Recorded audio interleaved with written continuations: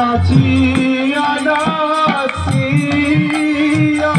মধুর সঙ্গে যেতাম নাচিয়া নাচিয়া মধুর সঙ্গে যেতাম নাচিয়া নাচিয়া মধুর সঙ্গে যেতাম নাচিয়া নাচিয়া।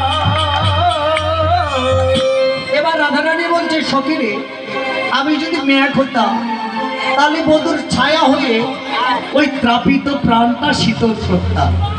রাধারানী বলছে কাকে বলছে ললিতাকে। তাও তো আমার হলো না, আমার নারী কুলে জন্ম হলো। রাধারানী বাদিনীর ঘরে ঘরে বসে বসে কাঁদছে। আরে সখীরে বলছে সখীরে বলব কি করে আমি গোবিন্দ দর্শনে যাব। সখীরে ললিতা বলল রাধে এই বাদিনীর ঘর থেকে তুই যদি গোবিন্দ সবাই যেতে চাস তাহলে যেতে হলে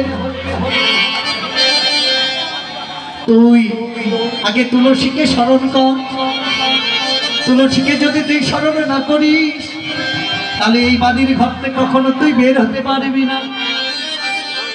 এবার রাধারানী কি করলে রাধিকা